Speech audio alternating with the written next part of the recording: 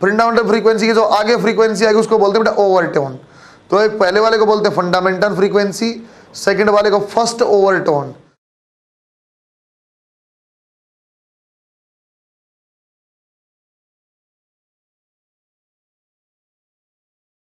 बच्चों एक important topic आज शुरुआत वाला वेव का पहला लेक्चर इंपॉर्टेंट था बेटा। सेकंड में सिर्फ वेलोसिटी प्रोपोर्शनलिटी आपको याद करना, P by rho under the root था, उसका अलग अलग फॉर्म में आपने लिखा था। आज बच्चों आपको मैं stationary open close organ pipe पढ़ाऊंगा, वो ज़्यादा इंपॉर्टेंट है।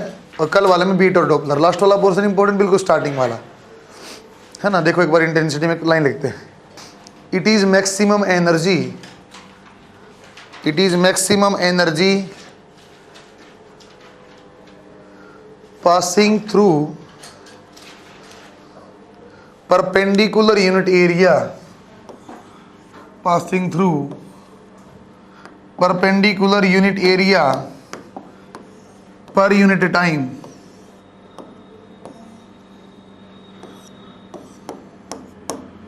मतलब एक बार यहां देखो बेटा, वेव बच्चों आप लोग प्रोग्रेसिव में पढ़ रहे हैं बेटा, अब तक तो मूविंग है तो हाफ एम वी स्क्वायर आ जाएगा। और वेव वेलोसिटी आप जान गए थे, पार्टिकल वेलोसिटी भी आप जान गए थे बच्चों। ये पार्टिकल की इंटेंसिटी होती है। इंटेंसिटी का मतलब बेसिकली मतलब होता है बच्चों चमक।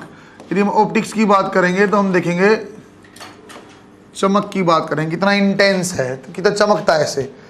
इसी वेव में आपका यहाँ भी इसका यूज कर लो। देखो कैसा सर, इंटेंसिटी आपने डिफाइन किया बच्चों, maximum energy per unit area और पर यूनिट टाइम।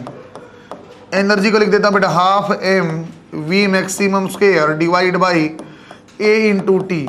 बच्चों मास का इस फॉर्म में लिख देते हैं sir, half into density area into आपकी लेंथ एल टाइम टी, और ये V maximum as it is और स्क्वायर लिखा। बच्चों दोबारा देखो एक बार बेटा, बच्चों यदि ए से ए आप कैंसिल कर दो तो क्या बन जाएगा, हाफ रो ऐसा कैसा बच्चों, ये एल बाई टी बन गया वी। ये वी जो है बेटा वेव वेलोसिटी है, जो वी मैक्सिमम आपकी पार्टिकल का था ओमेगा ए स्क्वायर। और अच्छे से सोल्व किया तो बच्चों आई की वैल्यू आ जाएगी half rho V omega square और ए स्क्वायर। बेटा ओमेगा को लिख सकते हैं साइड में लिख दिया, omega we can write as 2 pi into frequency. तो ऐसा लिखा जा सकता है हाफ इंटू 2 पाई का मतलब बेटा 4 pi r square N square. अच्छा बेटा रो इंटू वी इंटू ए स्क्वायर। देखो बच्चों दोबारा इसको, 2 pi square N square rho v into ए स्क्वायर। बेटा ये सारे सिंबल आप पहले जानते हो। वी जो है बेटा वाई आपकी वेव वेलोसिटी है, रो जो बच्चों डेंसिटी ऑफ मीडियम है, ए जो है एम्पलीट्यूड, एन जो है फ्रीक्वेंसी है। बनाओ शाबाश। इसके एक तो क्वेश्चन बनते हैं बच्चों, फिगर बेस भी और सिंपल भी, उसको हम बनाएंगे एक लिख देता हूँ। रो जो है बच्चों डेंसिटी ऑफ मीडियम। बच्चों वेव में आपको बहुत सिलेक्टिव होकर पढ़ना बेटा। शुरुआत वाला वेव की डायरेक्शन निकालने वाला वाई और ये एक्स प्लान का काम, और वहाँ से कुछ चीज़ें होती थी, एम्पलीट्यूड है, टाइम है, लेमडा है, वेव वेलोसिटी, वो चीज़ आपने पहले निकालने सीख ली है। पार्टिकल वेलोसिटी या पार्टिकल एक्सेलरेशन एसएचएम में सीखा हुआ सेम वही कहानी है। आज बच्चों जैसे आपको इंटेंसिटी का तो वेरिएशन आपको पता चलेगा। एक इंपॉर्टेंट चीज़ आप पढ़ोगे बेटा ओपन क्लोज ऑर्गन पाइप, उसी के साथ मैं कोई और चीज़ भी रिलेट कर दूंगा। आज के आज आपको सब समझ में आएगा, याद भी बन जाएगा। बच्चों से यही पूछा जा सकता है मीडियम पे क्या क्या डिपेंडेंट है, कि वेव की वेलोसिटी है, वेव लेंथ है, फ्रीक्वेंसी है। बच्चों मीडियम डिपेंडेंट वेव वेलोसिटी और लेमडा होता है, म्यू जो उसके ऊपर इंडिपेंडेंट होता है। तो जब भी मैं बताऊंगा ना बेटा मीडियम इज गिवन, इसका मतलब मीडियम गिवन का मतलब आपको रो भी दिया और वेव वेलोसिटी भी दिया है, वो आपको कांस्टेंट लेना है। थोड़ा वेरिएशन का देखते हैं कैसी कैसी संभावनाएं आती हैं। यदि बच्चों कोई यहाँ नंबर 1 बोलता है इफ मीडियम, अच्छा सुनते ना बेटा, इफ मीडियम इज गिवन। बच्चों मीडियम दिया, इसका मतलब बेटा डेंसिटी भी और वेव वेलोसिटी भी बोथ आर कांस्टेंट। और बच्चों 2 पाई आर स्क्वायर पहले ही कांस्टेंट है, तो आपकी intensity will be directly proportional to N square into A square. यदि कोई बोलता बेटा सोर्स इज गिवन, यदि आपको बोलता बच्चों सोर्स जो है आपका सोर्स इज गिवन, सोर्स का मतलब होता है बच्चों जहां से वेव जनरेट हुआ, यहां आपको फ्रीक्वेंसी कांस्टेंट लेनी। अच्छे दोबारा सुनो बात को। यदि कोई बोलता बेटा मीडियम आपका गिवन है, मीडियम कांस्टेंट, इसका मतलब मीडियम के कारण आपकी रो भी कांस्टेंट रहेगा और बच्चों वेव वेलोसिटी भी कांस्टेंट रहेगा। सोर्स को ही बोलता है बच्चों फ्रीक्वेंसी कांस्टेंट है, बाकी आप आ जाएगा सर ये रो है, एन आपका कांस्टेंट हो जाएगा बेटा वी इंटू ए स्क्वायर, बाकी सब कांस्टेंट है।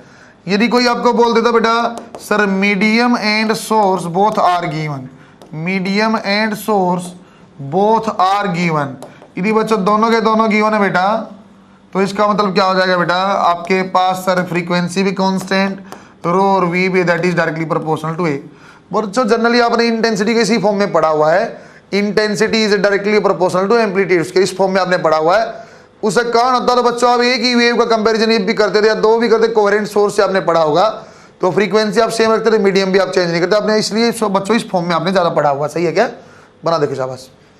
अरे जब भी इंटेंसिटी का फॉर्मूला एम्पलीट्यूड की फॉर्म में बनाना था तो आप इस फॉर्म से यूज करते थे, याद है कुछ ऐसा? गुड। वी क्या है? V is wave velocity and omega by K. इसमें दो टाइप की संभावना बनती है बच्चों, आपको फिगर बेस्ड क्वेश्चन भी पूछा जा सकता है और बेटा value based simple statement base पे पूछा जा सकता है। एक आपको ये क्लैरिफाई अब होनी चाहिए, जो इंटेंसिटी आप पढ़ते हुए बच्चों आप तब पढ़ा आपने जब सोर्स भी आपका कांस्टेंट और मीडियम भी, इसलिए आपने I proportional to A square पढ़ा, अदरवाइज वेरिएशन इस टाइप से बनता है। देखिए एक बार बच्चों एक छोटा सा क्वेश्चन मैं आपको फिगर बेस पहले बनाता हूँ, एक मैं बनाऊंगा एक आप, सेम टाइप का सवाल है, सिर्फ आपको ये समझाऊंगा फ्रीक्वेंसी कैसे देखा जाए। बना लिया बच्चों आपने? यहाँ देखो सवाल नंबर 1 में ऐसा मान रहा हूँ बच्चों, इफ मीडियम इज गिवन, आपको मीडियम दिया हुआ है, यदि मीडियम दिया हुआ और एक आपको ग्राफ दे दिया बच्चों, आपको ये बोल दिया बच्चों ऐसा आपके पास एक है नंबर 1 और बच्चों नंबर 2 आपको यहां बना दिया, ये आपका बच्चों नंबर 2 है येलो वाला, और बच्चों साथ में यहाँ एम्पलीट्यूड भी बता दिया सर इसका एम्पलीट्यूड 4 है, इसका एम्पलीट्यूड 1 है। आपसे पूछा बेटा I1 डिवाइड बाई I2 आप बताओ, इस टाइप का सवाल आपसे पूछता फिगर बेस। सर ये जो वेव है ये साइनसोइडल होना जरूरी है क्या? बच्चों बेशक से आपको स्केयर देता, मुझे फर्क नहीं पड़ता, हमें साइकिल रिपीटिशन वाला मतलब है ना, यदि बच्चों इस चीज को ऐसे भी बोल देता ना वो कि एक ऐसी है ऐसी और इसके अंदर एक वेव इस टाइप से, हमें उससे फर्क ही नहीं पड़ता। सही है क्या? मैं देखूंगा बच्चों फ्रीक्वेंसी मतलब साइकिल कितने बन पा रहे हैं एक सेकंड में, वो चीज और एम्पलीट्यूड यहाँ से दिया होता, चाहे स्केयर हो कुछ भी हो। बच्चों पीएमटी जब आपको उलझाना चाहती है ना, वो साइन की बजाय इस टाइप से कर्व बना रही है, हमें उससे फर्क नहीं पड़ता, हमें गिनना फ्रीक्वेंसी मतलब नंबर ऑफ साइकिल कितने हैं और बच्चा एम्पलीट्यूड सामने दिखाई देता है। आप जानते हो जब मीडियम गिवन होता था I is directly proportional to N square into A square, ये तो दिखाई दे रहा है, तो आपको लिखना पड़ेगा सर ये n1a1 डिवाइड बाई n2a2 और बच्चों यहाँ लेंगे बेटा होल स्क्वायर लेंगे n2a2 और ये बच्चों ले लिया होल स्क्वायर। सर आपके पास a1 और a2 का रेशियो तो पता है 4 डिवाइड बाई 1। सही है क्या बच्चों? 4 अब फ्रीक्वेंसी आप देखो बेटे, सर मैं सिंपल सी कहानी जानता हूँ, यहाँ से यहाँ में कितना बच्चों इसका पहली वाली वेव का हाफ चक्कर हाफ साइकिल है, और इसे कितने बेटे ये हाफ, एक हाफ ये, एक हाफ ये और एक हाफ ये, 4 हाफ आए, तो क्या बोल सकता हूँ बच्चों इसका एक और इसके कितने हैं 4। चाहते ना बच्चों कंप्लीट साइकिल देख लेते, सर ये यहाँ से यहाँ तक एक साइकिल हुआ, इतने ही टाइम में से कितने हो जाते बच्चों 1 2 3 और 4 साइकिल हो जाते। मैं यहाँ हाफ तक ही सेटिस्फाई, मुझे कोई दिक्कत नहीं, तो कोई यहाँ हाफ बना पहले वाले का, इसमें कितने हाफ आ गए बेटा 1 2 3 और 4, तो फ्रीक्वेंसी आ गई आपकी ऐसे, आंसर आ जाएगा बेटा 1:1। सही है क्या? थोड़ा सा आपसे दोबारा पूछ के देखता हूँ, ऐसे ही बनाना आपको यही है बस बच्चों। यदि मैंने कोई ऐसा दिया होता, ऐसा एक नंबर है और बस सिर्फ फ्रीक्वेंसी पूछ रहा हूँ बेटा, और यहाँ मैंने दे दिया बच्चों ऐसा ये 1 और ये 2, बच्चों फ्रीक्वेंसी क्या आएगी 1 और 2 की, सर इसका कितना है हाफ साइकिल, इसे कितना बेटा 2 हाफ है, तो 1:2। दोबारा देखो थोड़ा सा, आप साइड डायग्राम देखना समझ जाओगे आप बच्चों। यदि ऐसा होता तो फ्रीक्वेंसी क्या सर इसका एक हाफ था, इसके 1 2 और 3, सर 1:3। सही है क्या बच्चों? कंफ्यूज नहीं होना चाहिए आपको बेटा, बेशक से स्क्वायर फॉर्म में दे दे, देखो स्क्वायर फॉर्म में बना के दिखाता हूँ, एग्जाम्पल यहाँ छोड़ता हूँ।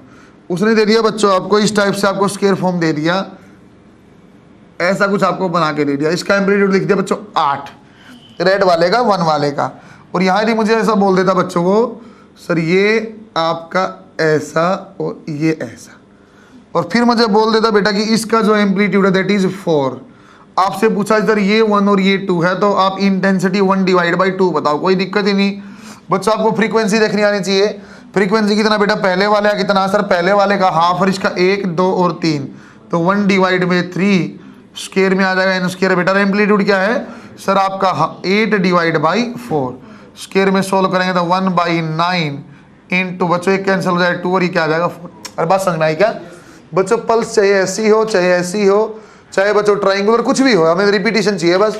सर कंप्लीट साइकिल नहीं देख सकते बेटा, उसमें कोई दिक्कत नहीं, चाहे वो आपको ऐसे बना के भी दे देता ना बच्चा, उसमें मुझे कोई दिक्कत नहीं थी, लेकिन हम क्या प्रायोरिटी देते सर, हाफ में गिन पाना आसान है, इसलिए मैंने हाफ से बता रहा हूँ। सही है क्या? बना देखो, शाबाश। ये नंबर 2 वेव लिखा बेटा, ये मत मान लेना, ये 4 ये 2 एम्पलीट्यूड है ना, एम्पलीट्यूड 8 और 4 है। अब ये आप समझ गए बेटा, यदि मैं सेम सोर्स बोलता तो सेम फ्रीक्वेंसी मतलब यहाँ भी हाफ ही बनता, फिर मुझे ऐसा बनाना पड़ता सर, ये एक ऐसा एम्पलीट्यूड अलग है तो ये ऐसा बन जाता। एम्पलीट्यूड सिर्फ अलग होता लेकिन फ्रीक्वेंसी सेम होती यदि आपका सोर्स सेम होता था ना। एक स्टेटमेंट वाला क्वेश्चन बना के देखते हैं बच्चों, बहुत प्रैक्टिकल सा सवाल है। अब कई बार बेटा मीडियम सेम बताने की जरूरत भी नहीं होती है, जैसे मैं यहाँ खड़ा हूँ, यहाँ मैं कुछ बोल रहा हूँ, साइड में आप खड़े हो यहीं बोल रहे हो, तो एक ही रूम में हो तो नो डाउट एयर है, सेम मीडियम है सर, बोलने की जरूरत भी नहीं है। तो ऐसा सवाल पूछता है कि देखो एक बार बना बच्चा आपने, ए गर्ल ए कैपिटल ए बेटा, A girl capital A sings with frequency N, छोटा है लिखना, A girl A capital A sings with frequency N with amplitude capital A, with amplitude capital A, if another girl B, if another girl B sings in same room, sings in same room, same room underline करो, with 1/8 of, with 1/8 of frequency of A, with 1/8 of frequency of A, then find out amplitude of, then find out amplitude of B। बच्चों आप समझ गए बेटा, यहाँ पे आपको क्या बोलना चाहता है वो, सर सेम मीडियम है तो इंटेंसिटी क्या होगी बच्चों, that is directly proportional to A square by N square.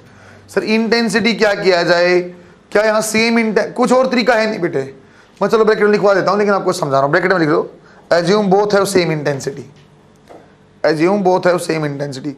बस इसके अलावा कोई तरीका था भी नहीं आपके पास, ऐसे तो मैं लिखवा दिया कि आपको एन दिया है, ए दिया है, फिर आपको एन दिया और ए पूछा हुआ है, तो ये आप जान गए सर मीडियम सेम है क्योंकि सेम रूम बोला है, और कोई तरीका नहीं बचा बेटा, आपको फ्रीक्वेंसी से भी सेम ले, आपकी इंटेंसिटी वैसे भी सेम लेनी पड़ती है। ऐसा लिख देता हूँ, एन ए और ए स्क्वायर स्क्वायर और एन बी स्क्वायर और ए बी का स्क्वायर। देखो बच्चों इसकी फ्रीक्वेंसी एन थी तो एन स्क्वायर, ये इधर ए स्क्वायर, ये कितना था बेटा n/8, इसने बोला था पहले वाले से इतना होगा, और ये बी का एम्पलीट्यूड आपको निकालना है। सरल सी चीज़ आ गई बच्चों, अब ये आपका स्क्वायर सब हट भी जाएगा, वरना आप ऐसे ही रख लो सर, ये N square A square, N square divide by 64, और ये क्या आ रहा है बेटा बी का एम्पलीट्यूड, एन स्क्वायर से एन स्क्वायर काट दो तो आ जाएगा A B square 64 A square, तो ए क्या आ जाएगा बच्चों, बी वाला आपका 8a। सही है क्या? वो तो फिर भी दो चीज़ें आ गई, मैं दो को यही आपको क्लैरिफाई करता हूँ सर, ये एम्पलीट्यूड और फ्रीक्वेंसी का मतलब गाना जब गा रही तो फर्क क्या आ रहा होगा वो आपको यही समझाता हूँ मैं। चीज़ तो आसान सी थी बच्चों, ऐसे तो मैं साउंड वेव अलग से आपको बीट भी आएगा और पाइप भी सेम आएगा, लेकिन फिर भी मैं ये दो चीज़ें आपको यही क्लैरिफाई करता हूँ सर, फ्रीक्वेंसी और एम्पलीट्यूड दो अलग अलग गा रहे हैं, इंटेंसिटी सेम है, तो गाने का कैसा फ़र्क आ रहा होगा, ये सुनने में कैसे अपने को फ़र्क पता चलेगा, वो मैं आपको समझा रहा हूँ। छोटा टॉपिक से बना, difference between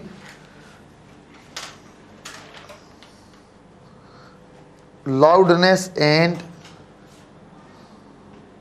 pitch, difference between loudness and pitch. बच्चों एक बार यहां देखो बेटे, ऐसे समझा रहा है एक बार मैं, दो चीजें आपने पैरेलल यहां सुनाई दी है, एक मैं लिख देता हूं बेटा लाउडनेस और एक हम लिख देते हैं बच्चों पिच।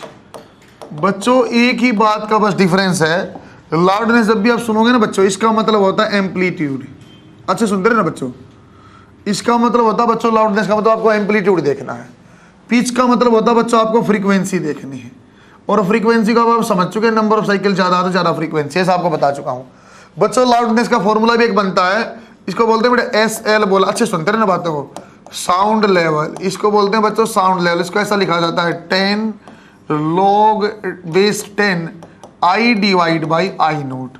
फॉर्मूला बच्चों साउंड लेवल का। सर ये आई नोट क्या है?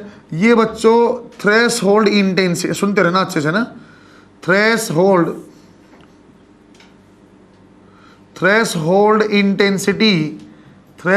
Intensity for human ear. Sir इसका मतलब समझा रहे क्या बोल रहे हो बेटा? आप सुना कभी भी फुसफुसाते हुए? आप एक दूसरे से बात करो, कान में बात करो आराम से, तो कई बार ऐसा होता है आपकी बात सुनाई देती, कई बार नहीं देती है। बहुत आराम से आप बोलोगे तो नहीं सुनाई देती है।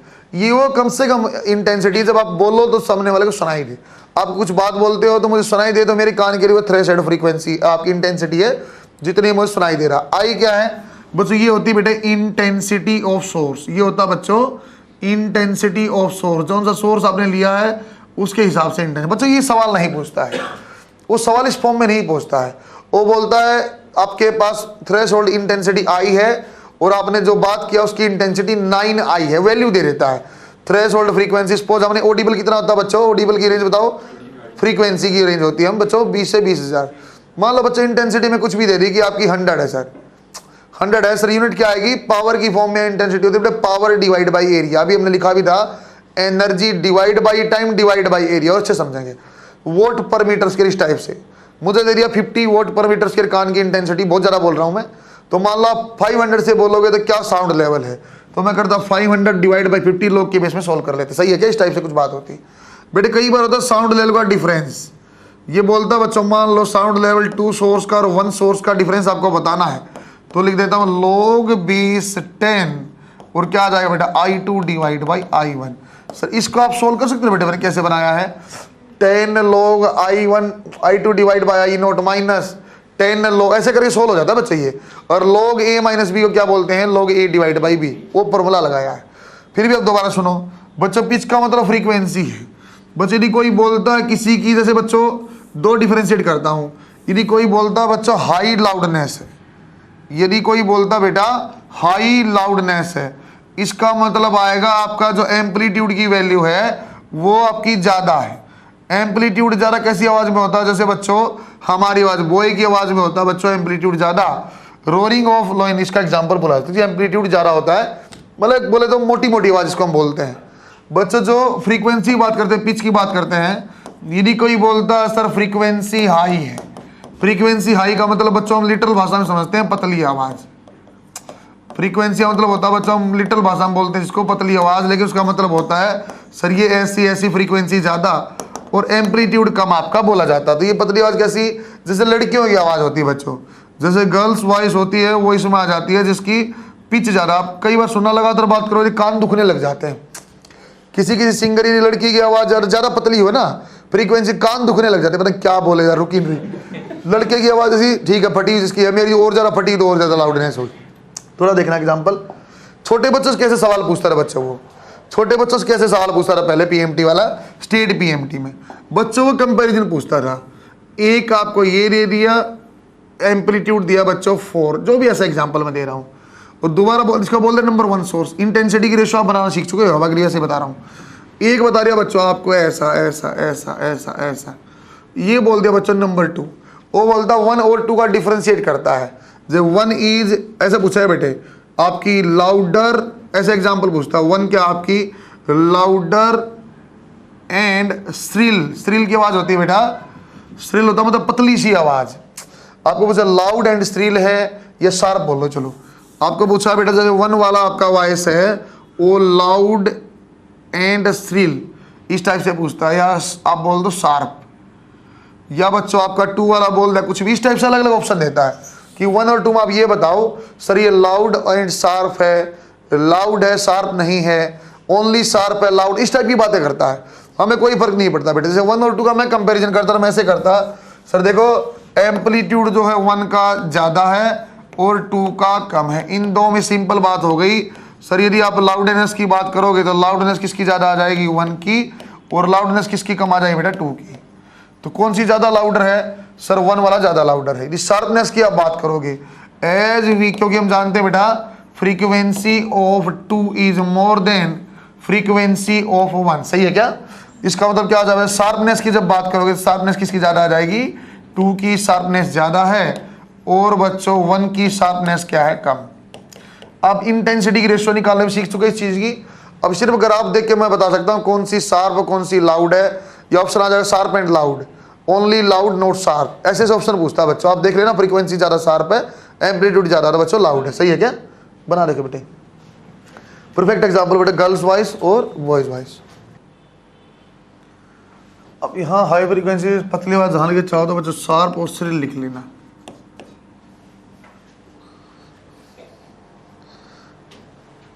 पर बहुत पतली जिसकी आवाज होती है वो कानों में चुभती है, पता नहीं आपको एहसास भी है कि नहीं। जिसकी बहुत पतली आवाज होती है कानों में चुभती है, लगता है ये पता नहीं क्या खून निकालेगा ऐसे। साउंड लेवल जेईई मेन में सवाल पूछ लिया जाता है 2-4 साल में एक बार। फॉर्मूला आपको अंदाजा सा रहना चाहिए। बना बच्चों आपने बेटा, मैं वेव फ्रंट यहां नहीं बता रहा, इंटरफेरेंस यहां नहीं बता रहा। इंटरफेरेंस आपको रे ऑप्टिक्स में बताऊंगा बच्चों, डिफ्रैक्शन में आपको शुरुआत में ही वेव फ्रंट आपको बताऊंगा। चलो आप जानते हो वेव फ्रंट होता है, लेकिन वहां मुझे ज़्यादा जरूरी है, ज़्यादा अच्छा लगेगा कि मैं जब आपको प्राइमरी सेकेंडरी वेव फ्रंट बता पाऊंगा तो हमें ज़्यादा यूज में आएगा। आज चलो बताने को मैं बता रहा हूँ पॉइंट सोर्स है बच्चों, आगे आगे का स्फेरिकल वेव फ्रंट बन जाएंगे, अब जानते सारी कहानी, वहाँ मुझे ज़्यादा यूज में आएगा, वहाँ आपको मैं बताऊँगा।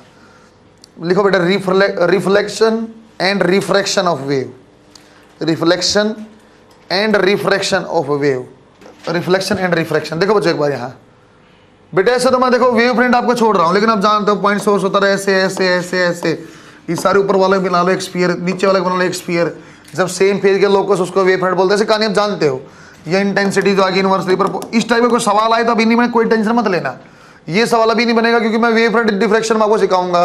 एक इस टाइप का सवाल आएगा बेटा, ऐसा एक ऐसा है, एक बार साउंड यहाँ से गई, एक बार यहाँ, जब मैक्सिमा तो बताओ क्या पाथ डिफरेंस, पाथ डिफरेंस निकाल देंगे सर, ये पाई आर ये 2r डिफरेंस ले लो, मैक्सिमा देन लैम्डा कर दिया, मिनिमा, इस टाइप की चीजें हैं। वो इंटरफेरेंस का पार्ट है और ये आपका डिफ्रैक्शन का, मैं वहां आपको अच्छे से पढ़ाऊंगा, यहाँ आपको ये वाला सवाल नहीं बना, टेंशन मत लेना। देखो बेटा एक बार, रिफ्लेक्शन एंड रिफ्रैक्शन का मतलब क्या है बच्चों आपको, अब जो भी पोर्शन हम पढ़ेंगे ना बेटा, चाहे बाद में इंटरफेरेंस में हम पढ़ेंगे, तो आपको वेव इक्वेशन सिर्फ लिखना आना चाहिए और कंडीशन आपको पता होनी चाहिए। देखो कैसा, दो संभावनाएं होती है बच्चों, एक बार मैं इसको बोल रहा हूँ बच्चों फ्री एंड है, एक ऑप्शन बच्चों यहाँ फ्री एंड, अच्छे सुनना, और एक ऑप्शन बच्चों यहाँ पे आपका फिक्स एंड है। मैं दोनों ही इक्वेशन आपको लिखवाऊंगा, रिफ्लेक्शन वाली भी और रिफ्रैक्शन वाली भी। एक संभावना ये हो जाती है कि आपका एंड है या फ्री एंड हो चाहे आपका फिक्स एंड हो। एक संभावना ऐसा हो जाती है बच्चों, सर यहाँ आपका जो है रेयर मीडियम है और यहाँ बच्चों आपका डेंसर मीडियम, यहाँ तीनों चीज आएंगी, रिफ्लेक्शन भी और रिफ्रैक्शन भी। उल्टा यहाँ संभव बच्चों, ये आपका डेंसर है और ये आपका रेयर। अच्छे सुन लेना, एक बार लिखने में समझ में आ जाएगी। देखो यदि बच्चों कोई ऐसी वेव है जो इस टाइप से आई, बच्चों इंसिडेंट वेव, इस वेव को देख के आप इक्वेशन बता सकते हो क्या?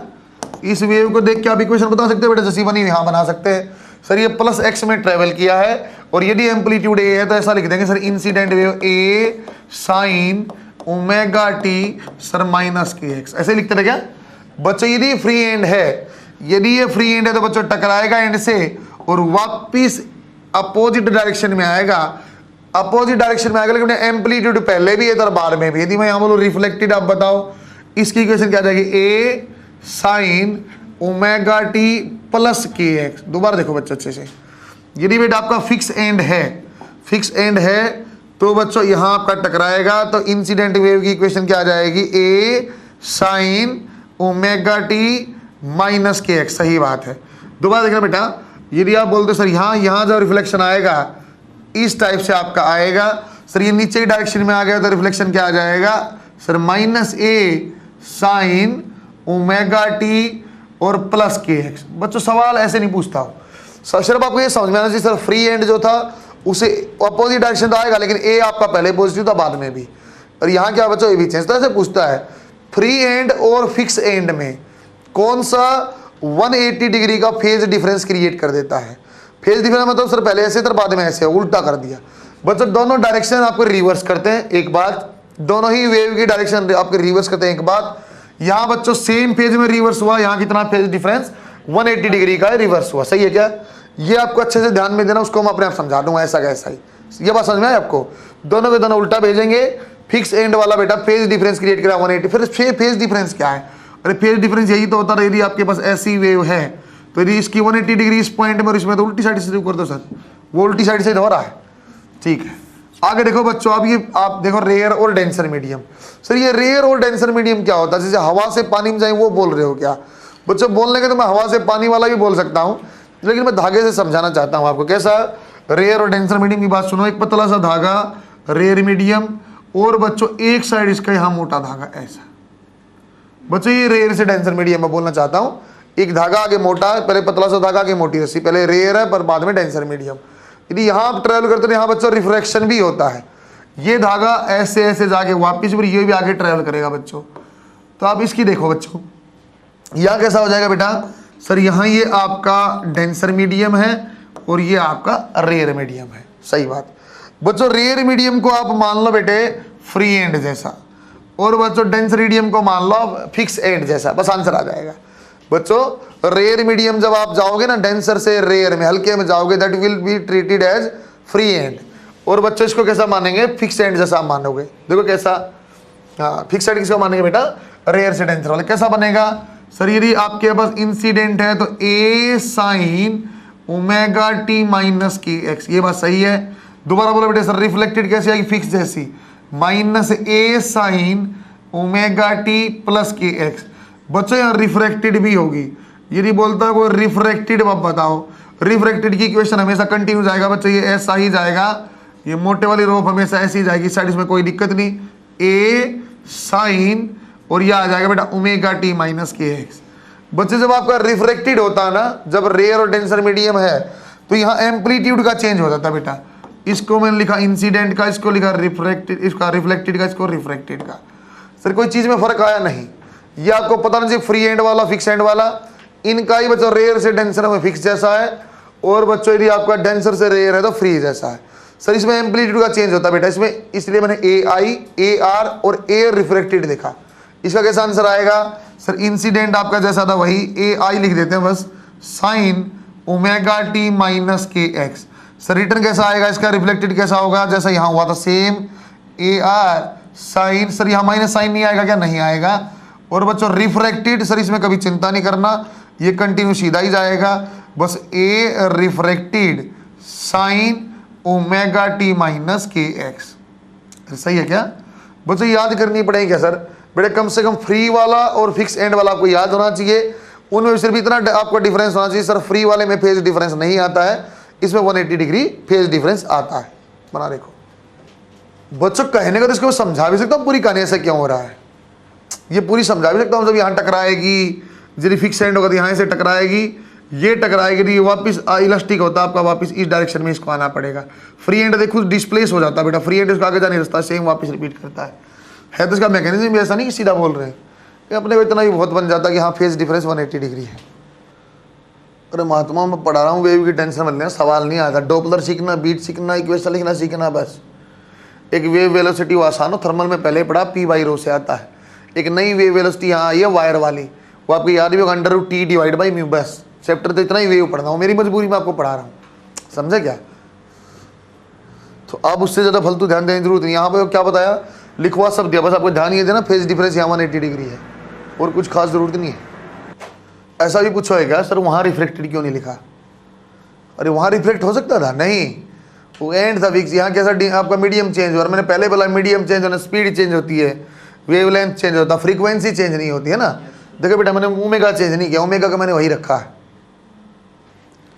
बनाने का डायग्राम बन जाता है बेटा कि ये पहले डेंसर ऐसा था, ऐसा डेंसर है, ऐसा रहे तो डेंसर कैसे आएगा, सेम रिपीट होगा ऐसा का ऐसा, और रिफ्लेक्टेड चला जाएगा ऐसे। बनाने को बन जाता, जरूरत नहीं, वो वैसे जानता हूँ phase same. Superposition of waves, superposition of waves, इस पेज में सिर्फ आपको ध्यान देना बेटा, फेज डिफरेंस फिक्स और फ्री एंड में एनएफ है। सुपरपोजिशन ऑफ वेव्स में आप लिखो, एक बार देखो यहाँ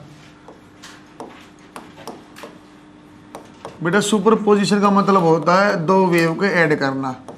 सुपरपोजिशन का मतलब होता है सर y1 प्लस y2 आपको करना। तीन संभावना यहाँ नजर आती है बेटा। एक होता है बच्चों, अभी लिख देना यहाँ पर आप सुन लो, एक होता है बेटा इंटरफेरेंस, एक होता है बच्चों यहाँ से स्टेशनरी वेव, और एक होता है बच्चों यहाँ पे बीट्स। होने को तीसरा भी होता है परपेंडिकुलर वेव का ऐड करना, और जेई के कोर्स में भी नहीं, यहाँ भी अपने को पढ़ना भी नहीं। बच्चों एक बार यहाँ देखो, अलग अलग कंडीशन है बेटे कैसे कब एंटर, क्योंकि दो वेव y1 प्लस y2 ही आपको करना है, तीनों ही कंडीशन में y1 प्लस y2 करना है। इंटरफेरेंस होता है बच्चों आपका सेम फ्रीक्वेंसी आए। बच्चों जैसे मैं सेम फ्रीक्वेंसी बोलता हूँ मतलब सेम सोर्स रहेगा। थोड़ा सा आपको ऑप्टिक्स में याद है, आप देखना बेटा ऐसा पढ़ा तो अपने बाप ने कोहेरेंट सोर्स, इसलिए पढ़ते ना फ्रीक्वेंसी सेम रखना था, इंटरफेरेंस की कंडीशन है। और बच्चों यहाँ ऑलमोस्ट सेम एम्पलीट्यूड है, ऑलमोस्ट सेम एम्पलीट्यूड। बच्चों आप जब भी इंटरफेरेंस पढ़ा होगा ना तो आप थोड़ा बहुत चेंज आया होगा, या तो सेम भी आ सकता है वरना ऑलमोस्ट सेम मैंने लिखा, थोड़ा बहुत डिफरेंस होगा एम्पलीट्यूड का। स्टेशनरी अच्छा कैसी डायरेक्शन है बच्चों इनकी, सेम डायरेक्शन में आपके जाते हैं, ये भी आपको याद होगा शायद, सेम डायरेक्शन में वेव ट्रेवल करती थी, पाथ डिफरेंस आता था लेकिन डायरेक्शन सेम रहती थी, same direction of wave travels या सेम डायरेक्शन ऑफ वेव्स। दोबारा देखो बच्चों यहाँ स्टेशनरी वेव कैसे आएंगे बेटा, यहाँ आएगा बच्चों ऑलमोस्ट सेम फ्रीक्वेंसी, नहीं ये क्या आएगा बच्चों आपका सेम वेव्स। बच्चों सेम वेव बोल दिया तो इसका मतलब बेटा एम्पलीट्यूड भी और फ्रीक्वेंसी भी सब आपका सेम है। लेकिन बच्चों ये कैसे आएगी, अपोजिट डायरेक्शन। ये कैसे आती है बच्चों, अपोजिट डायरेक्शन। स्टेशनरी वेव जो शुरुआत में वेव क्लासिफिकेशन कहा था, समझाया था, एनर्जी कन्फाइंड होती है, एनर्जी का एक फिक्स रीजन होता है, वही एनर्जी मिलेगी। बीट्स कैसा आएगा बच्चों, यह आता बेटा almost same frequency, almost same frequency. बेटा फ्रीक्वेंसी का डिफरेंस आता है, ये लगभग बच्चों 10 हर्ट्ज से कम ही रहेगा। और बच्चों यहाँ क्या आएगा बेटा, ऑलमोस्ट सेम आपका फ्रीक्वेंसी है। डायरेक्शन बच्चों यहाँ सेम भी लिया जा सकता है, कोई दिक्कत नहीं, सेम ही हम लेते भी हैं। ये आपको और विषय बताया है बच्चों। ये वाला पोर्शन हम पढ़ेंगे बेटा ऑप्टिक्स में, ये मैं आपको रे ऑप्टिक्स में समझाऊंगा बच्चों। अभी आपको इस टाइप के सवाल बार बार आ सकता है कि यहाँ से यहाँ गए और एक बार यहाँ से यहाँ गए तो क्या आपका मैक्सिमा है, एक सोर्स आपका यहाँ था, एक यहाँ कान है, एक बात सीधा गया आपका वेव, एक यहाँ से गया, तो आपने यदि मैक्सिमा आवाज सुनाई दी तो लैम्डा बताओ, तो पाथ डिफरेंस निकल जाता है बेटे 2 पाई आर ए 2 आर, तो डिफरेंस लेके एन लैम्डा के लिए बराबर करेंगे तो मैक्सिमा है, और 2n-1 divide by into lambda by 2 से अभी मैं सिखा नहीं रहा हूँ, आपको 12th के साथ सिखा देंगे। स्टेशनरी वेव बच्चों अभी मैं आपको पढ़ाऊंगा और बीट्स में आपको पढ़ाऊंगा। आज स्टेशनरी वेव पढ़ाऊंगा। स्टेशनरी में बेटा आपको थोड़ा सा इंट्रोडक्शन दे दूँ, उसकी टेंशन नहीं लेना, थोड़ी सी बात आपको बता दूंगा। आपको आज जो सीखना बेटा ओपन और क्लोज ऑर्गन पाइप आपको सीखना है। ओपन क्लोज ऑर्गन पाइप पढ़ा के फिर आपको साथ में मैं स्ट्रिंग की वेव बता दूंगा। स्ट्रिंग की वेलोसिटी आप जानते हो पहले से बेटा, √T डिवाइड बाई म्यू, उसकी फ्रीक्वेंसी निकालना भी सिखा दूंगा, पढ़ाऊंगा। ओपन और क्लोज ऑर्गन पाइप इसको मैं साथ में ऐसे ही बताऊंगा, आप साथ में सीख भी लोगे। ये आप लिखो एक बार, टॉपिक लो स्टेशनरी वेव्स।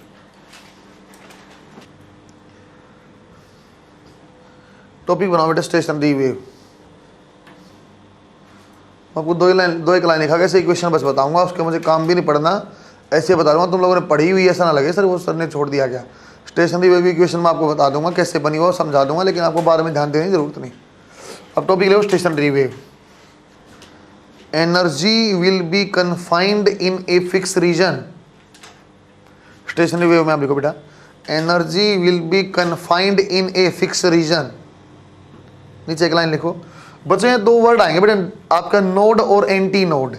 नोड के ऊपर बच्चों एनर्जी आपकी 0 होती है, मिनिमम होती है, एंटी नोड के ऊपर एनर्जी मैक्सिमम होती है। 1-2 लाइन और लिखवाता हूँ, देखो बच्चों। नोड अच्छा लिख लो आप, energy will be maximum at antinode, energy will be maximum at antinode and minimum at node.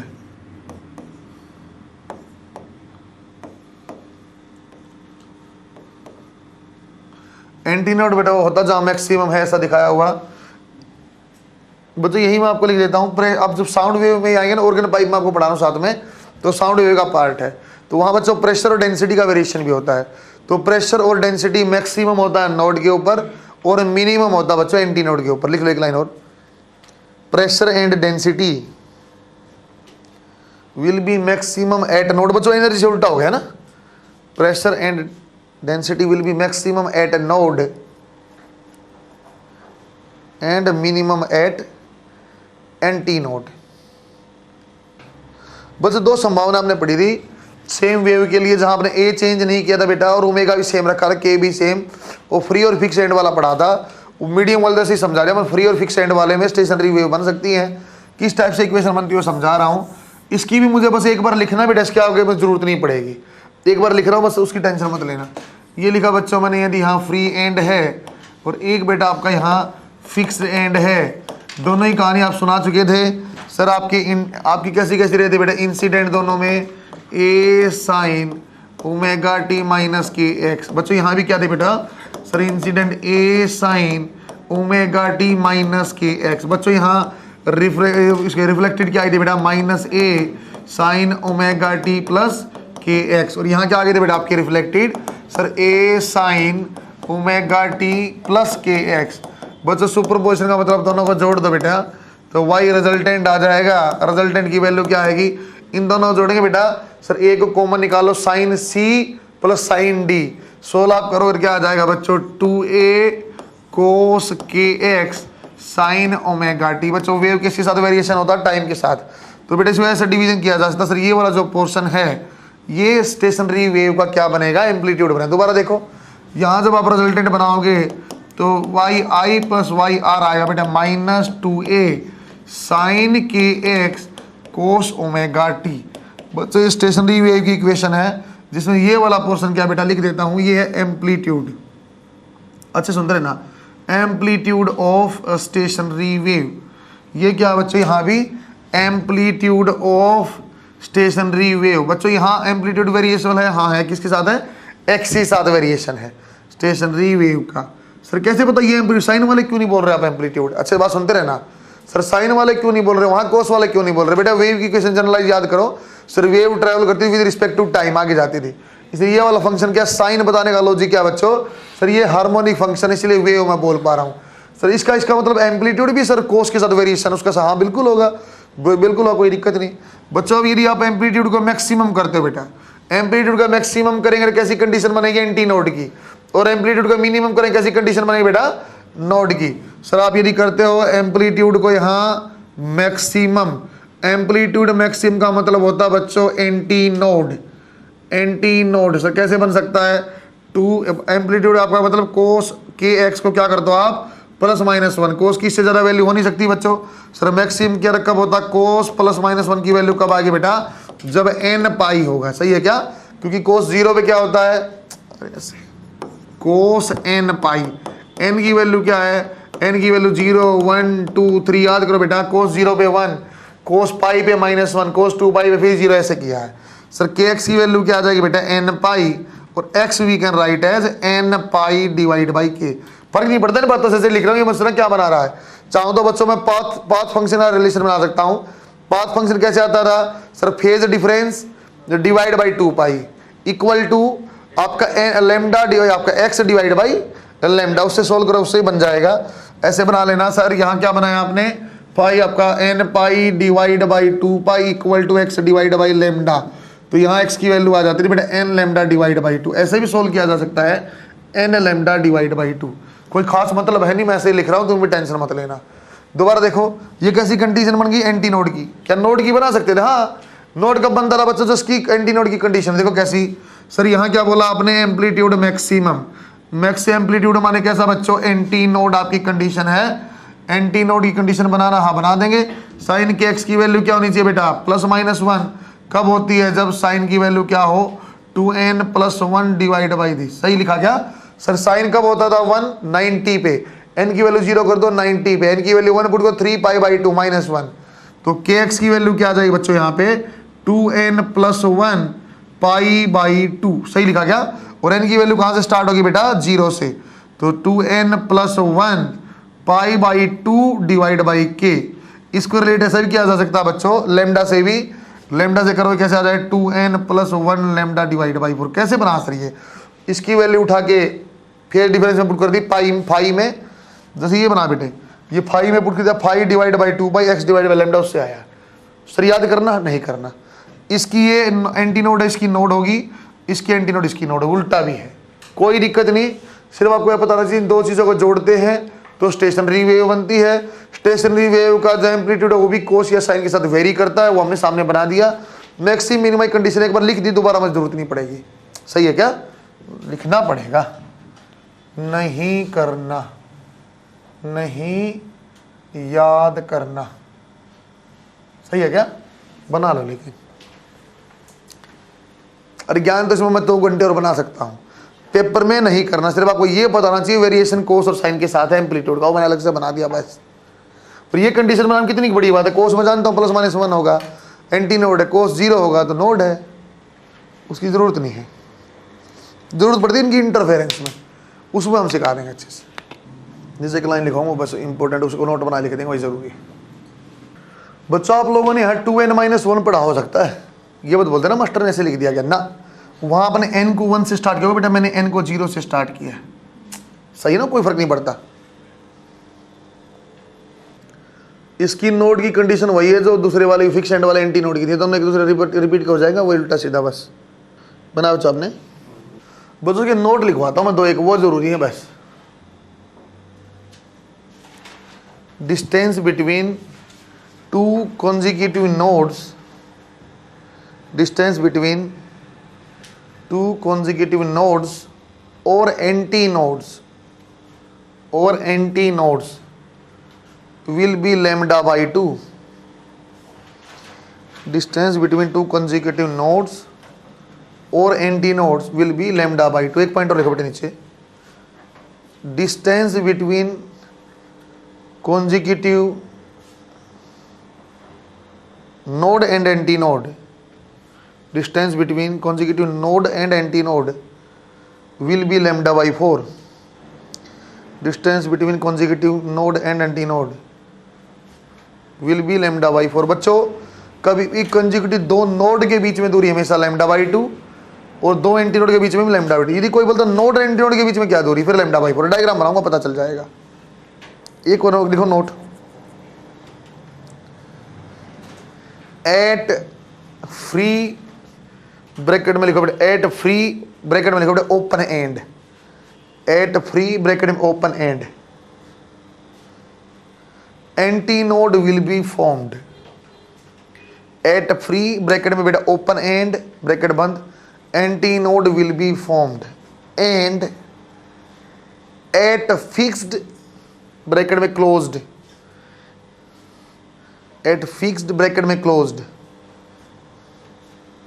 Bracket बंद एंड ई एंड सिरा node will be formed, node will be formed. बच्चों एक बार यहां देख लो, ये मैंने वो पहले वाला नोट क्या लिखा, दूसरे वाला क्या लिखा। बेटे स्टेशनरी वेव इस टाइप से बनती है बच्चों, स्टेशनरी वेव इस टाइप से बनती है, 2 यहाँ ऐसे मिल गई ऐसे। तो बच्चों किसी भी, जैसे बेटे ये नोड है, ये नोड है, यहाँ भी नोड है और ये भी आपकी नोड है। किसी भी बच्चों नोड और नोड के बीच में आप दूरी देखो बेटा कहीं से कहीं भी, तो दैट इज लैम्डा बाई 2, यही हमने बोला है। बच्चों यहाँ भी आपका एंटी नोड है, ये भी आपका एंटी नोड है, ये भी एंटी नोड है।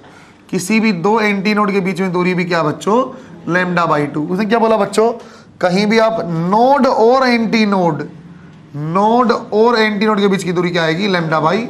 कैसे पता चला सर, पूरा ये लैम्डा बाई 2 तो इसका हाफ हो गया। बस आपको एक तो बात ये थी, आसान थी, हम जानते भी थे। अगली बात, अगली क्या बता बच्चों मैंने, जब भी फिक्स एंड है या क्लोज्ड एंड है तो वहां आपकी नोड बनेगी। जब भी बच्चों आपकी ओपन एंड है या आपके पास फ्री एंड है, वहां पे एंटी नोड बने। इसके अलावा अपने कुछ ही चाहिए बच्चों, अपने आप बन जाएगा। देखो कैसा, मैं आपको कंबाइन सिखाता हूं बच्चों, क्लोज्ड और ओपन ऑर्गन पाइप पढ़ा के पूरा। बच्चों आप जब भी पढ़ते ना बेटा ओपन क्लोज ऑर्गन पाइप, या मैं स्ट्रिंग की जो फ्री और क्लोज एंड बताना चाहता हूं, तो आपसे अलग चीजें पूछ जाती हैं। सर फंडामेंटल फ्रीक्वेंसी एक वर्ड आएगा, फंडामेंटल फ्रीक्वेंसी की जो आगे फ्रीक्वेंसी आएगी उसको बोलते हैं बेटा ओवरटोन। तो एक पहले वाले को बोलते हैं फंडामेंटल फ्रीक्वेंसी, सेकंड वाले को फर्स्ट ओवरटोन, अगले वाले को बच्चों उसके हिसाब से ओवरटोन चलती रहती है। या बच्चों फंडामेंटल को आप हार्मोनिक बोल दो, फर्स्ट हार्मोनिक, फंडामेंटल का एक नाम होता है फर्स्ट हार्मोनिक, अगली जो आएगी उसको सेकंड या थर्ड जो भी होगा वो नाम दिया जा सकता है। एक बार इसको देखो फिर अब बाद में बनवाना। देखो बच्चों एक बार, अब मैं आपको एक सर बनाना सिखा रहा हूँ बच्चों। यहाँ पे, यहाँ मैं बना रहा हूँ बेटा आपके लिए क्लोज्ड ऑर्गन पाइप, यह मैं बना रहा हूं बच्चों आपके पास। अच्छे सुन लेना बेटा, एक बार ये बनानी आ जाएगी अपने को, एक चीज में 2 में आप सारा समझ जाओगे। यहां बना रहा हूं बेटा मैं क्लोज्ड ऑर्गन पाइप, और यहां बना रहा हूं बच्चों में open organ pipe. Organ pipe का मतलब जानते हो, साढ़े बांसुरी की बात कर रहे हैं ना बेटे। दोबारा देखो सर, उसमें ओपन या क्लोज्ड ऑर्गन पाइप में कैसी वेव होती है, आपका लॉन्गिट्यूडनल या ट्रांसवर्स। बच्चे इन म्यूजिकल इंस्ट्रूमेंट में आप ऐसे हवा फूकते हो तो यहाँ लॉन्गिट्यूडनल वेव है, गिटार टाइप की चीज़ों में ट्रांसवर्स वेव ऐसी वायर रहती है, लेकिन आप इस टाइप से उसमें प्रेस करके बच्चों देखो नंबर 1 चीज़ आपका क्लोज्ड ऑर्गन पाइप में एक संभावना नजर आती है सर, यहाँ आपका एक फ्री एंड है और यहाँ क्या बोला बच्चों, ओपन वाले दोनों साइड से ओपन रहेगी। यदि मैं बताता बच्चों आप पहले फंडामेंटल फ्रीक्वेंसी आप बताओ, फंडामेंटल फ्रीक्वेंसी के लिए कम से कम एक एंटी नोड आपके पास एक नोड जरूर होना चाहिए। यदि बच्चों आपका पहला ही मैंने बोला एक सिरा बंद है तो मतलब बंद सिरे पर हमेशा क्या बनेगा बच्चों, सर हमेशा आपका बंद सिरे पर बनता है नोड और यहाँ क्या बन जाएगा एंटी नोड। दोबारा देखो एक नोड मिनिमम बनना चाहिए, एक नोड यहाँ बना दिया ऐसा और यहाँ ऐसा बनेगा, इसके अलावा कोई संभावना नहीं बेटा। आपको एक नोड बना सर यहाँ नोड बना लो, मैं नहीं बनेगी। मैं क्या बोला बच्चों ओपन एंड पे हमेशा क्या बनेगा एंटी नोड, तो ये दोनों साइड ओपन, यहाँ भी एंटी नोड यहाँ भी एंटी नोड, तो एक नोड बनाना तो बीच में ही बनेगा।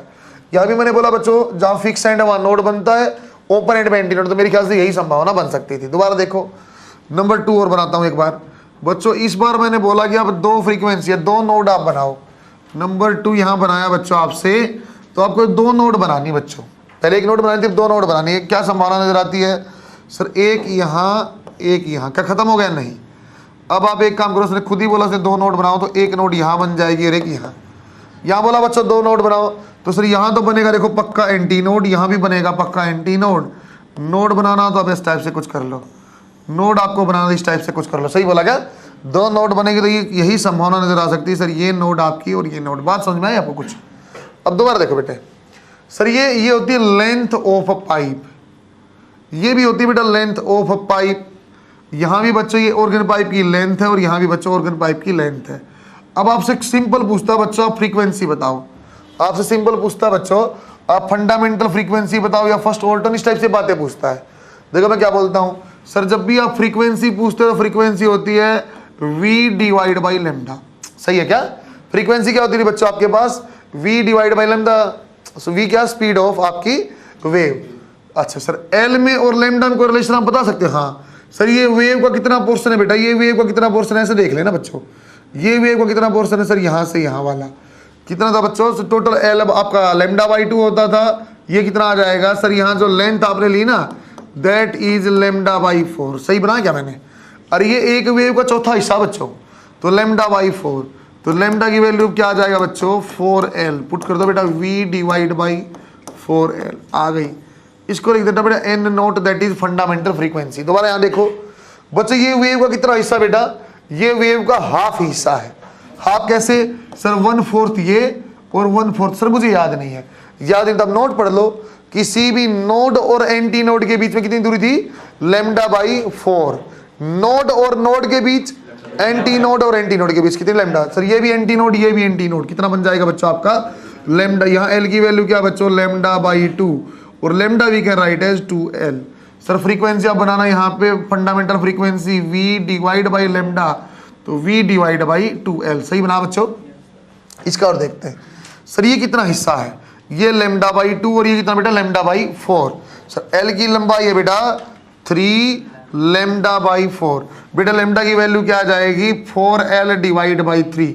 बच्चों में क्या निकालनी थी फ्रीक्वेंसी, इस फ्रीक्वेंसी को बोलते हैं बेटा फर्स्ट ओवरटोन। पहले वाली को क्या बोला, शुरुआत वाली को फंडामेंटल फ्रीक्वेंसी, इसको क्या बोला बच्चों फर्स्ट ओवरटोन। क्या बन जाएगा v divide by lambda, sir v as it is, lambda की वैल्यू क्या बच्चों 4L और ऊपर चला गया 3। बच्चों इसको ऐसा बोला जा सकता है बेटा, सुनते रहना अच्छे से, चलो इसको बना लेते एक बार। ये कितना L by 4, sorry lambda by 4, lambda by 2, lambda by 4, L is equal to lambda, और n की वैल्यू क्या था बेटा v डिवाइड बाई L। इसको इस फॉर्म में लिख देता हूं मैं 2v डिवाइड बाई 2L। बच्चों मैं जनरलाइज करूंगा थोड़ी देर में, इसको थोड़ी देर में इसको जनरलाइज मैं कर दूंगा। बच्चों ये देखो आप यहाँ क्या चीज आ रहा है बेटा, यहाँ पे आपकी चीज आ रही है सर ये v divide by 4L, v divide by 4L। यहाँ क्या है बेटा sir v divide by 2L, v divide by 2L। बच्चों ये आप समझते भी हो, दोबारा बता रहा हूँ, जो पहली फ्रीक्वेंसी है जो v बाई 2L है और ये जो v बाई 4L है दैट इज फंडामेंटल फ्रीक्वेंसी। बच्चों जो सेकंड वाली आपकी आई, सेकंड फ्रीक्वेंसी जहां की म्यूजिक सुनाई देगा बच्चों, वहां बोला जाता है बेटा इसको फर्स्ट ओवर, इसको क्या बोला जाएगा बेटा फर्स्ट ओवरटोन। दोबारा सुनना बच्चों, इस साइड हमने क्या लिखा बेटा, इस साइड क्या लिखा क्लोज्ड, इस साइड लिखा बच्चों हमने closed organ pipe, closed organ pipe. यहां क्या लिखा बेटा ओपन ऑर्गन पाइप। सीधा सीधा सुनना बच्चों, यहां ऐसी आएंगी बच्चों आपके पास आएगा n नोट, फिर आएगा n1, फिर देखो बेटे क्या आया फर्स्ट ओवरटोन के पास सीधा थर्ड ओवरटोन, बीच में एक मिस था। यह जनरलाइज फ्रीक्वेंसी आप लिखो क्या बनी, देखो फ्रीक्वेंसी का फॉर्मूला सर V/4L तो हमेशा था, V/4L तो हमेशा था, यहाँ आ जाएगा P+1/2, P+1/2। बच्चों यहाँ हमेशा 1:3:5:7 सिर्फ ओड फ्रीक्वेंसी यहाँ आएंगी बेटे। तो ऐसा बोला जाता है ओड फ्रीक्वेंसी वाला मतलब क्या होगा सर, यहाँ फंडामेंटल फ्रीक्वेंसी आएगी, फिर फंडामेंटल फ्रीक्वेंसी के बाद फर्स्ट ओवरटोन आएगी, फिर थर्ड ओवरटोन। बच्चों ये ओड नंबर में बात करता है सिर्फ। यदि बच्चों आप बोला जाए तो इस सेम चीज का सही बोला जाता है, first harmonic, third harmonic, fifth harmonic, seventh harmonic. Sir ये ट्यूनिंग कहाँ होगी, ओड फ्रीक्वेंसी में। लेकिन बच्चों यहाँ जब आएगा तो आपके एन का जनरलाइज फॉर्मूला बनाओगे क्या आएगा बेटा, V/2L एज इट इज। और यहाँ क्या लिख सकता हूँ बच्चों मैं, सर इसको लिख दो आप P की वैल्यू आप पुट कर लो बेटा, क्या क्या पुट कर सकते हैं P की वैल्यू 1 2 3 4। तो बच्चों यहाँ रेशियो यदि आप लोग 1:2:3:4। कौन सा ऑर्गन पाइप ऐसा जहां बीच में फ्रीक्वेंसी मिस होती है बच्चों, क्लोज्ड एंड ऑर्गन पाइप में ओनली ओड हार्मोनिक होती है, सही है क्या। जबकि ओपन ऑर्गन पाइप में बच्चों कैसी हार्मोनिक आपकी सर सारी की सारी है 1:2:3, सही है क्या। तो बोला जा सकता था बच्चों V/2L fundamental frequency, 2V/2L first overtone, 3V/2L second overtone. बच्चों इसी चीज का सही बोल सकता था मैं, फंडामेंटल को फर्स्ट हार्मोनिक, फर्स्ट ओवरटोन का नाम सेकंड हार्मोनिक, बच्चों सेकंड ओवरटोन का नाम थर्ड हार्मोनिक। यहाँ ओड नंबर में बोलना पड़ेगा, सही है क्या। इसको नोट में मैं लिखवाऊंगा अच्छे से, अब यहाँ बनाओ बच्चों को सीधा फॉर्मूला देखेंगे सर। आपके पास ओपन ऑर्गन पाइप V/2L है, ये V/4L है। या सिंपल P मल्टीप्लाई में करना 1:2:3 चलता रहेगा, या P प्लस में हाफ करना बेटा, वो आगे लिखवा रखा मैंने। इसका तो सवाल मैं करवा दूँ, आप सीधा लिख पाओगे।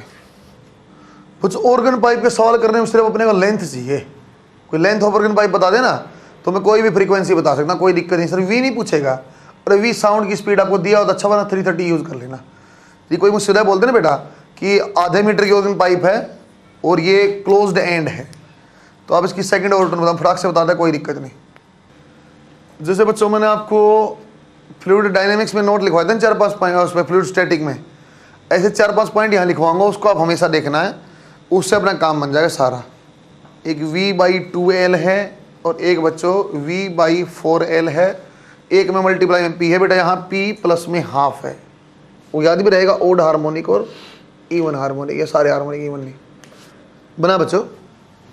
बच्चों मैं इसको अच्छे से और बना रहा हूँ, यहाँ देख लो एक बार बेटा, यहाँ देख लो एक बार बच्चों। ये जो आपने N0 बनाया इसका नाम होता है, एक बार देखना बेटा अच्छे देख लो, फंडामेंटल फ्रीक्वेंसी। जो बच्चों आप यहाँ N1 आप बनाओगे इसको बोलते हैं बेटा फर्स्ट ओवरटोन। अच्छे देख लो एक बार यार।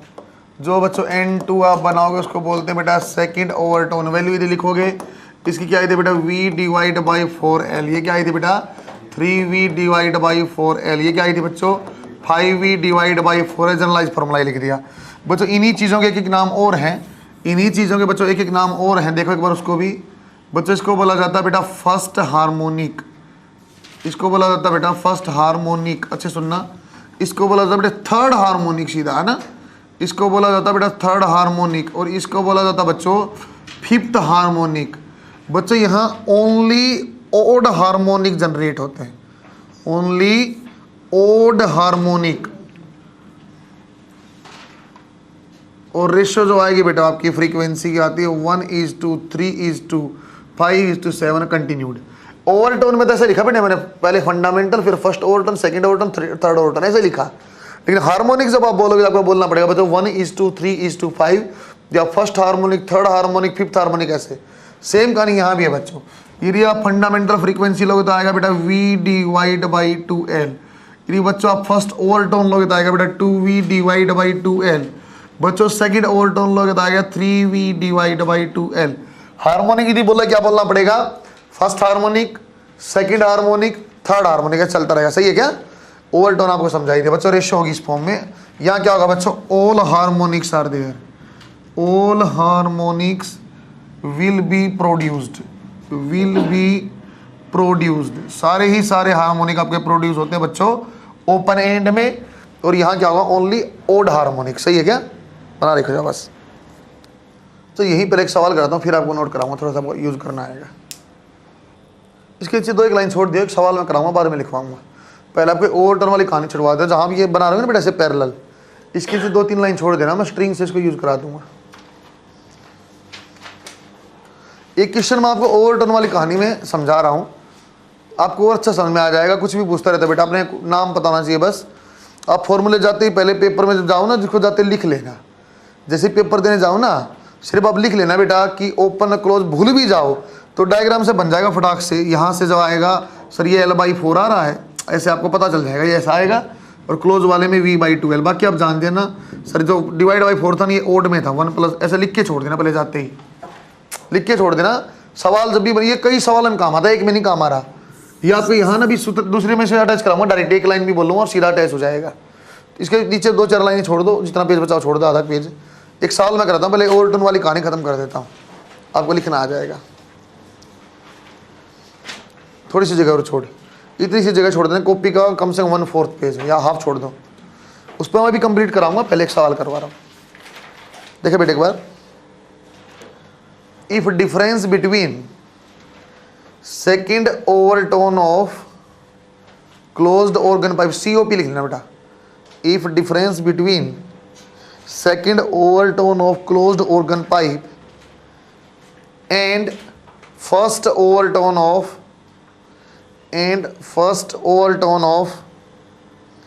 open organ pipe, first overtone of open organ pipe is 100 hertz, find out fundamental frequency of closed organ pipe. Find out fundamental frequency of closed organ pipe if length of both organ pipe are same. बच्चों ये सवाल बना ही दिया मैंने आपको simple सा। बेटा कई बार आपको कंफ्यूज करेगा, ऐसा बोल देगा कि सेकंड ओवरटोन दिया क्लोज का और थर्ड हार्मोनिक दिया उसका, तो आप हार्मोनिक का ध्यान रखना बेटा। अलग दोबारा बता रहा हूँ बच्चों, हार्मोनिक का मतलब होता है जो फ्रीक्वेंसी अवेलेबल। जैसे हमने पहले वाला किया बेटा क्लोज ऑर्गन पाइप में, तो क्लोज ऑर्गन पाइप में यदि हार्मोनिक बोलेगा तो ऐसे बोलेगा आपको पहली, तीसरी, पांचवी, सातवीं, ऐसा आपको बोलेगा, और वही आपको पी की वैल्यू पुट कर देनी है। यदि बच्चों आपको हार्मोनिक बोलेगा बेटा यहाँ पे ओपन ऑर्गन पाइप में से बोलेगा 1 2 3 4 सारी हार्मोनिक पॉसिबल है, नीचे लिख भी दिया मैंने। तो उसने बोला बच्चों आपका क्लोज्ड ऑर्गन पाइप का बच्चों सेकंड ओवरटोन है, तो मैं तो ये जानता था सर P+1/2 और V/4L। सही है क्या, क्लोज में ये होता था। ओपन जाते लिख लेना बेटा पेपर में, ये ओपन में क्या होता था बच्चों आपके पास सर ये PV/2L। आपने बोला कौन सा ओवरटोन, बोला बच्चों सेकंड ओवरटोन। सर ओवरटोन यहाँ कैसी बनती थी सर, पहले फंडामेंटल, फिर सर 3 आता था और फिर 5 आता था। तो क्या बोलना चाहता था बच्चों, ये 5V/4L, और ये क्या बोला बच्चों सेकंड से कंटिन्यू आता था 1 2 3 ऐसे चलता रहे। तो क्या बन जाएगा 2V/2। इन्हें बोला सर ये 5V/4L माइनस 2V/2L, जो डिफरेंस आएगा आपके पास 5/4 माइनस 1, दैट इज V/4L। इसकी वैल्यू कितना दिया बेटा 100 हर्ट्ज। मेरे ख्याल से यही आंसर भी आ गया। और इसकी वैल्यू क्या दिया 100 हर्ट्ज। तो उसने क्या बोला, what is fundamental frequency of closed organ pipe. Closed organ pipe की बच्चों फंडामेंटल फ्रीक्वेंसी क्या होती थी, आपको याद है तो सर यही होती है जो सामने लिखा V/4L, वही आंसर आ जाएगा 100 हर्ट्ज। यदि बोलता इसी सवाल में ओपन ऑर्गन पाइप की बताओ, इसी में बोलता ओपन ऑर्गन पाइप, तो क्या आंसर आ जाता 200। सही है क्या, उसमें कोई टेंशन नहीं बेटा। कई बार आपको सीधा पूछेगा what is fifth overtone of open organ pipe, यदि लेंथ 1 मीटर है तो मैं टेंशन नहीं लूंगा। सर V नहीं दिया हुआ, तो V आप क्या लोगे बच्चे यहाँ 330 मीटर पर सेकंड। सही है क्या, एक बार ये बनाऊंगा उसको नोट की फॉर्म में, कंटिन्यू करता हूँ आगे। P की जगह वैल्यू पुट कर ले। P कैसे कैसे आया था, P की वैल्यू क्या आई थी बेटा सर 1:2 3:2 5:7। ये फंडामेंटल था, ये फर्स्ट ओवरटोन था, ये सेकंड ओवरटोन था, 5 वाला आ जाएगा। P की जगह क्या पुट किया, P की जगह आप क्या करोगे 1 करो तो 3/2, 0 से लेना पड़ेगा। P 1 लेना चाहते हो P माइनस कर लेना, 1 से भी आ जाएगा। P-1/2 से कोई दिक्कत नहीं। बच्चों आपके मन में एक बात तो बैठ गई होगी, ओपन एंड का मतलब एंटी नोड और क्लोज एंड का मतलब बच्चों आपका नोड है, सही है क्या? तो यहां तो वी की टेंशन है नहीं बच्चों, वी तो आप साउंड का डायरेक्ट ले पाओगे। बच्चों आपको याद है क्या, मैंने स्ट्रिंग का आपको वेलोसिटी निकालना सिखाया था, under root T divide by mu, और टी को अलग अलग फॉर्म में लिख दिया था बच्चों की, म्यू को आप एम डिवाइड बाई एल ऊपर ले जाओ सर, और एम को लिख दो रो इंटू वोल्यूम, इस फॉर्म में बनवाया था अलग अलग, सही है क्या? बच्चों एक्चुअली जो मैं बता रहा हूँ सोनोमीटर का आपको बता रहा हूँ, अब जो बता रहा ना वो नाम आपने पढ़ा को सोनोमीटर के नाम से, मुझे फर्क ही नहीं पड़ता, मैंने एक चीज़ आपको सिखा दी, उसके डायरेक्ट आंसर यहाँ से बन जाएंगे। बना बच्चों आपने बेटे, जो आप लिख रहे थे उसके नीचे कंटिन्यू करो। देखो आपने यहाँ क्या लिखा था बच्चों, क्लोज्ड ऑर्गन पाइप, और यहाँ क्या था बेटा, ओपन ऑर्गन पाइप। एक बार यहाँ देखो बच्चों, बेटे इसको मैं स्ट्रिंग से अटैच कर रहा हूँ, अब इसको मैं स्ट्रिंग से रिलेटेड कर रहा हूँ। स्ट्रिंग में पहले निकाल चुके वेलोसिटी अलग अलग। बच्चे यदि स्ट्रिंग में बोलो आप सर, दो टाइप की संभावनाएं होती है, एक धागा ऐसे फिक्स हो, एक संभावना दोनों एंड फिक्स हो। दो ही ऑप्शन आते हैं, या तो आपका स्ट्रिंग में वेव जनरेट करना है तो एक एंड फ्री हो, जैसे हमने वहां से झटका मारते वेव प्रोड्यूस होता है, एक तरीका ये, एक गिटार टाइप चीज है, यहां भी बंधा हुआ, यहां भी मैं इसके आराम से बता रहा हूँ, नारद वाला सितार बोल लो, उस टाइप की चीज। दो ही संभावना, इन दोनों के सेम फॉर्मूले होते हैं बेटे, इसलिए मैं यही करवाता हूं बच्चों। यहाँ क्लोज ऑर्गन पाइप आपको कैसा, क्लोज ऑर्गन पाइप कैसा होता था सर, क्लोज ऑर्गन पाइप ऐसे होता था, एक एंड तो आपका बंद था, एक खुला था। इसको इक्विवेलेंट बना बच्चों, इसको इक्विवेलेंट आप बना दो बच्चों स्ट्रिंग के, स्ट्रिंग का बना दो जिसका one and fix, one and fix बच्चों, और कुछ करना ही नहीं, सेम सवाल है, सेम सवाल है सर। यदि यहां फंडामेंटल लिखते तो, और इसमें क्या आता बेटा, v डिवाइड बाई 4l, यहां भी वही आएगा बेटा, p plus 1/2, same to same वही कहानी, बस यहाँ v जो आएगा, v आपने निकालना सीख रखा t डिवाइड बाई म्यू से, प्रीवियसली आपने लर्न किया हुआ, सब सही है क्या? ये पहले सिखा रखा बेटा मैंने, ऐसा मत देखो यार, दोबारा देखो। जो आपका ओपन ऑर्गन पाइप था बच्चों कैसा था सर, यहाँ भी खुला और यहाँ भी खुला। सर इसको मैं कैसे रिलेट कर पाऊँ, मैं जानता नहीं यहाँ क्या बनता नोड, यहाँ भी क्या बनाया नोड, इसलिए सर यहाँ एंटी नोड, तो इसको इक्विवेलेंट बना दिया बच्चों आपका। इसको अब दोनों एंड फिक्स कर दो बच्चों, इसको क्या कर देंगे बेटा आप, दोनों एंड फिक्स कर दो। दोनों एंड फिक्स करेंगे तो कैसा हो जाएगा, ओपन ऑर्गन पाइप जैसा, एक एंड फिक्स है तो इस जैसा हो गया बेटा, यहाँ भी एक एंड था, दोनों खुला तो दोनों फिक्स जैसा कर दो। इसको इक्विवेलेंट, इक्वल नहीं बता रहा बेटा, इक्विवेलेंट याद करने के सेम है, इसकी फंडामेंटल फ्रीक्वेंसी भी वही आएगी बच्चों सर, वी, अच्छा एन लिखा के हमने वहां, एन लिख देते हैं, एन लिखा बेटा, एन लिख देता हूं बच्चे। यहाँ क्या था, वी डिवाइड बाई 2l, और ये क्या था p, सेम है। फिर सर यहाँ v निकालना हमने पहले सीखा हुआ t डिवाइड बाई म्यू से, सही है क्या, t डिवाइड बाई म्यू हमने सीखा हुआ बच्चों। अब आपको स्ट्रिंग का कोई सवाल पूछा, हमें टेंशन नहीं लेनी सर, स्ट्रिंग की वेलोसिटी निकालनी आती है, वेव वेलोसिटी हाँ आती है बच्चों। फ्रीक्वेंसी बताओगे, हाँ सर बता दूंगा। एक एंड है तो क्लोज ऑर्गन पाइप जैसा, मैंने पहले रट्टा मार के पहले ही बुक पे लिखा हुआ है, किस फॉर्म में लिखते थे हम सर, ये ओड जनरेट करता हूँ 1:3:5, यहाँ भी वही कहानी, ये भी सेम टू सेम, ये 1:2:3 बच्चों। एक आपको नोट यदि मैं समझाता तो ऐसा लिख सकता था बेटे, जो ओपन ऑर्गन पाइप की फ्रीक्वेंसी होती है, fundamental frequency of open organ pipe, that will B 2 times of fundamental frequency of close organ pipe, सही है क्या? ये कितना था, v डिवाइड बाई 2l, ये कितना बेटा, v डिवाइड बाई 4l। बनाओ शाबाश फटाफट, नीचे एक दो नोट और लिखवाऊंगा, ऐसा नहीं भाई, स्ट्रिंग वाला सेम होता है, यहाँ एक एंड था एक एंड, यहाँ दोनों तो दोनों बना दिए, सवाल वही है जो था। एक एंड से दूसरे एंड में पहुंचने में कितना टाइम लगता था वेव का स्ट्रिंग में, 2√L डिवाइड बाई जी, याद है क्या? याद ही नहीं। और वेलोसिटी क्या होती थी बेटा, √GY, y की वैल्यू पुट कर दो, वेलोसिटी आ जाएगा ना। 10वीं फॉर्म में लिखवाया था मैंने, ये ट्रांसवर्स वेव के लिए लिख रहा हूं बच्चों में, नोट 1 2 3 जाएगा। ये तो छोड़ दो, बाकी जहां तक सवाल के बाद कंटिन्यू कर लो, तो मैंने इसे बताया था।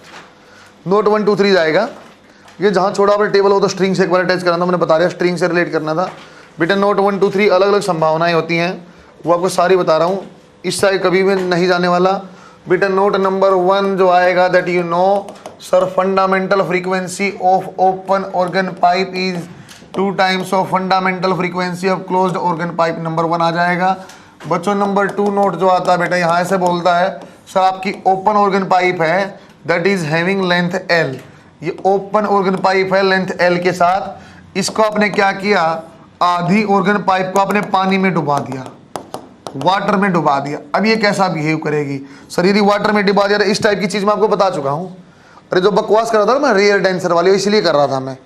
तो रेयर डेंसर वाली याद करो, जब डेंसर से टकराता था वापस रिपीट हो जाता था, कैसा फिक्स एंड जैसा, याद आपको बच्चों। एक्चुअली फिर क्या हो जाएगा सर, ये L/2 लेंथ की और क्लोज्ड ऑर्गन पाइप जैसा बिहेव करेगी, सही है क्या।